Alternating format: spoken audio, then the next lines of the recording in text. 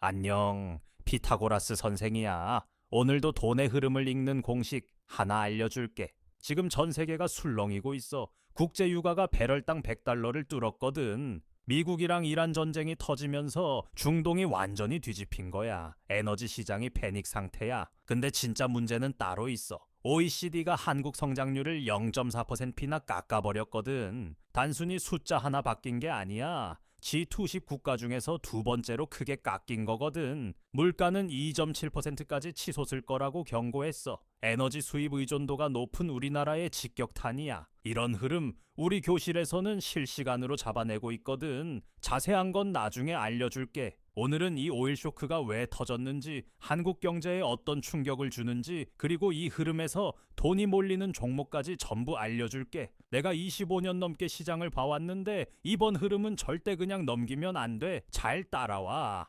준비됐으면 바로 시작한다.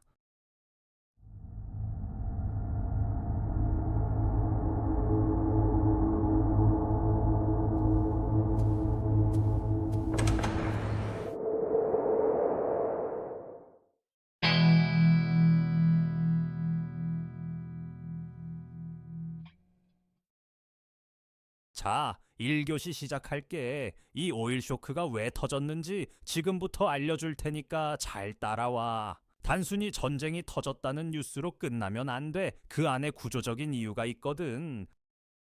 2026년 2월 말 미국과 이란이 전쟁을 시작했어. 그게 한 달이 넘도록 끝나질 않고 있는 거야. 이 두 나라가 왜 중요하냐면 이란이 세계 석유 생산 상위권 국가거든. 전쟁이 터지는 순간 공급 계획 전체가 흔들리는 거야. 문제는 호르무즈 해협이야. 전 세계 원유의 20% 이상이 이 좁은 바닷길을 통과하거든. 폭이 겨우 50km도 안 돼. 이게 막히면 전 세계 에너지 공급이 동시에 흔들리는 거야. 여기가 막히면 원유 공급이 뚝 끊겨. 그래서 유가가 배럴당 100달러를 넘어버린 거야. 한국은 원유의 70% 이상을 중동에서 사와. LNG도 90%가 수입이야. 이게 얼마나 취약한 구조냐면 중동에서 배 한 척이 못 나오면 우리나라 에너지 수급이 흔들리거든. 쉽게 말해서 중동에 불이 나면 우리 에너지 값이 바로 뛰는 구조인 거지. 이게 처음이 아니야. 1973년 1차 오일 쇼크 때 유가가 4배 뛰면서 한국 성장률이 마이너스로 떨어졌거든. 그때 우리나라는 정말 혼났어. 공장 가동이 멈추고 물가가 폭등하고 서민 살림이 완전히 망가졌지. 지금 상황이 그때랑 구조가 비슷해. 에너지 수입국이 가장 먼저 타격을 받는 거야. 그리고 유가가 120달러까지 갈 수 있다는 전망도 나오고 있어. 전쟁이 장기화되면 진짜 그렇게 될 수 있거든. 15달러에서 100달러, 여기서 또 120달러까지 오르면 상승폭이 거의 2배야. 이건 충격이 아니라 재앙 수준이야. 근데 여기서 중요한 게 있어. 이 상황에서 오히려 돈이 몰리는 종목들이 있는데 그건 3교시에서 알려줄게. 자, 2교시 들어간다. OECD가 던진 경고가 진짜 뭘 의미하는지 뜯어볼 거야. 숫자 하나하나가 다 신호야. 그냥 지나치면 나중에 반드시 후회하거든. OECD가 3월 26일에 중간 경제 전망을 발표했어. 한국 성장률을 2.1%에서 1.7%로 확 깎아버렸거든. 이 보고서가 중요한 이유는 OECD가 그냥 뉴스를 요약한 게 아니라 실제 데이터를 분석해서 내놓은 공식 전망이기 때문이야. 성장률이 0.4%피 내려간다는 게 생활에서 어떤 의미냐면 일자리가 줄고 기업 투자가 위축되고 소득이 정체되는 거야. 이게 얼마나 심각하냐면 G20 국가 중에서 영국 다음으로 하향폭이 큰 거야. 두 번째라고. 6개 나라 중에 두 번째로 많이 깎였다는 거잖아. 이게 단순한 수치 조정이 아닌 거야. 일본은 같은 기간 성장률이 그대로 유지됐어. 왜냐면 일본은 원전을 다시 돌려서 에너지 자립도를 높였거든. 물가도 문제야. 기존에 1.8%로 전망했던 소비자 물가가 2.7%로 0.9%나 뛰었어. 이게 왜 무서운 거냐면 임금은 그대로인데 물가만 오르는 상황이 되는 거거든.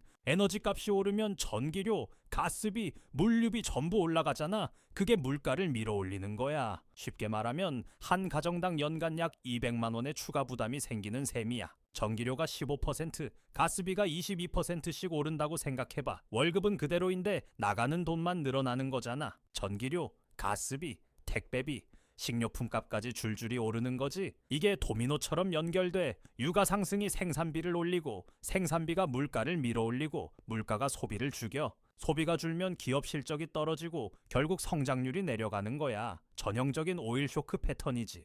이 연결고리를 이해하면 어떤 업종이 먼저 맞고 어떤 업종이 나중에 맞는지 읽을 수 있어. 여기서 한국은행도 딜레마에 빠진 거야. 성장률이 떨어지니까 금리를 내려야 하는데 물가가 뛰니까 함부로 내릴 수도 없어. 이걸 경제학에서는 스태그플레이션 우려라고 해. 성장은 멈추고 물가는 오르는 최악의 조합이야. 4월 17일에 금리 결정이 있거든. 이게 시장에 엄청난 영향을 줄 수 있어. 미국은 오히려 성장률이 올라갔어. 에너지를 자급자족할 수 있으니까 유가가 올라도 이득인 거지. 한국은 정반대야. 에너지를 전부 수입하니까 유가가 오를수록 돈이 빠져나가는 구조거든. 같은 오일 쇼크인데 미국은 웃고 한국은 우는 상황이야. 에너지 자립이 국가 경쟁력을 좌우하는 거지. 지금까지 왜 유가가 폭등했는지, 한국 경제가 왜 두 번째로 많이 깎였는지 이유를 다 짚었어. 근데 여기서 진짜 중요한 게 남아있어. 이 오일 쇼크에서 돈이 몰리는 종목이 있고 반대로 피해야 할 종목도 있거든. 이건 3교시에서 종목 이름까지 전부 공개할 테니까 끝까지 집중해. 환율도 봐야 해. 원달러 환율이 지금 1,450원인데 1,500원을 넘으면 수입 물가가 더 폭등하거든. 달러로 에너지를 사는데 환율까지 뛰면 같은 원유를 사도 더 많은 돈이 나가는 거잖아. 에너지도 수입, 원자재도 수입인 나라에서 환율까지 뛰면 이중 타격을 받는 거야. 정부는 아직 성장률 목표를 I.0% 0%로 유지하고 있어. 근데 OECD는 1.7%, IMF도 1.9%로 보고 있거든. 국제기구 두 곳이 모두 정부보다 낮게 잡았다는 건 우리가 스스로 생각하는 것보다 상황이 심각하다는 신호야. 국제기구들이 전부 정부 목표보다 낮게 잡았다는 건 현실이 생각보다 심각하다는 뜻이야. 최악의 시나리오도 알려줄게. 유가가 120달러를 넘으면 한국 성장률이 1.5% 아래로 떨어질 수 있어. 그 수준이면 사실상 제로 성장이야. 기업은 투자를 멈추고 고용시장도 얼어붙는 거거든. 이란 석유 수출이 완전히 차단되면 LNG 수요가 폭증하면서 물가가 3%를 넘을 수도 있거든. 자, 마지막 교시야. 아까 말한 그거 지금 알려줄게. 위기가 왔을 때 가만히 있는 건 선택이 아니야. 움직이는 돈을 따라가야 살아남는 거야. 먼저 직접 수혜주부터 가자. 유가가 오르면 가장 먼저 돈을 버는 곳이 정유주야. 정유사들은 원유를 사서 가공한 뒤 팔거든. 원유 가격이 오르기 전에 비축해 놓은 재고가 있으면 그게 다 이익이 되는 구조야.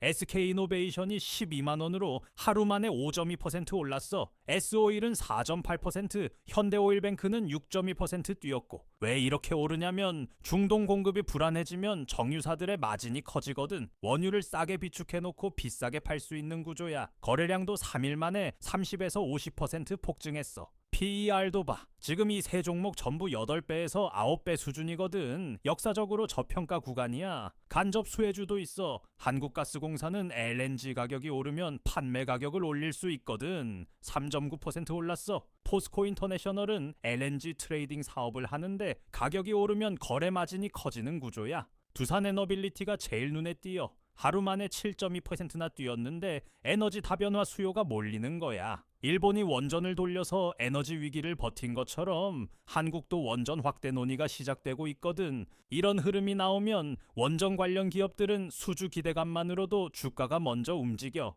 두산에너빌리티가 원전 터빈이랑 LNG 터빈을 동시에 만드니까 양쪽 수요를 다 받는 거야. 반대로 피해야 할 종목도 알려줄게. 현대차는 유가 상승으로 소비자 수요가 위축되면서 2.1% 빠졌어. 기름값이 비싸지면 자동차 유지비도 올라가잖아. 그러면 신차 구매를 미루는 사람이 늘어나는 거야. 삼성전자도 에너지 비용 상승에 수요 둔화까지 겹치면서 1.8% 하락했고 가장 심한 건 항공주야. 대한항공이 3.5%나 빠졌는데 연료비가 영업비용의 30%를 차지하거든. 비행기는 연료 없으면 못 떠. 연료비가 40% 오른다는 건 항공사한테 사형 선고에 가까운 거야. 유가가 오르면 마진이 바로 깎이는 구조라서 운송주는 지금 들어가면 위험해. 정리해줄게. 정유주랑 에너지 안보 관련주는 매수를 고려해 볼 만해. 한 가지 기억해. 지금 같은 불확실한 시장에서는 좋은 종목을 고르는 것만큼 나쁜 종목을 피하는 게 더 중요해. 반대로 자동차,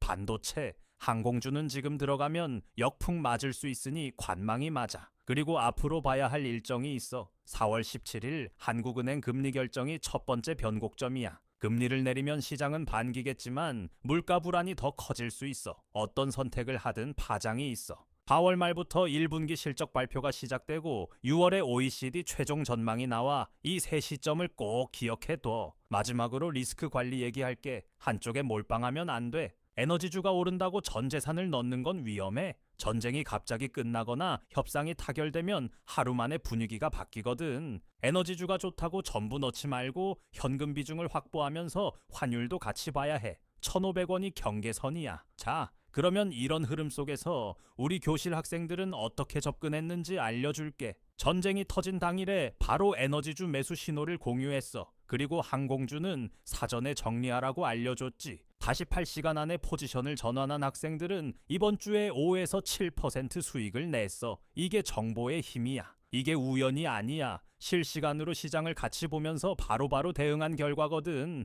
시장은 하루 사이에도 완전히 뒤집혀. 지금 이 영상을 보는 순간에도 유가는 움직이고 있어. 혼자서 매일 유가 확인하고 종목 분석하고 환율 체크하는 거 솔직히 쉽지 않잖아. 그래서 같이 보는 거야. 다들 이번 오일 쇼크 어떻게 대응하고 있어? 댓글로 알려줘. 실시간으로 유가 분석이랑 종목 알림 받고 싶으면 우리 교실에 들어와. 선착순이고 무료니까 부담 없어. 들어오는 방법은 아래 링크에 나와 있으니까 잘 보고 들어와. 안녕하세요. 선생님 제자 김한나예요. 지금부터 교실 입장하는 방법을 차근차근 알려드릴게요. 자, 고정 댓글을 보시면 이 링크를 눌러주세요. 그 다음 입장하기 버튼을 눌러주세요. 그럼 교실 입장 전에 간단하게 선생님이 질문을 하실 거예요. 이렇게 밑에 입력창이 있으니 차근차근 대답해 주시면 돼요. 이제 마지막 질문까지 끝났다면 여기 체크 버튼 눌러주시고 제출을 누르시게 되면 신청이 완료됐네요. 간단하고 쉽죠? 교실이 정원이 정해져 있어서 신청하신 순서대로 입장을 도와드리는 연락을 순차적으로 드리고 있으니 연락 놓치지 마세요. 감사합니다.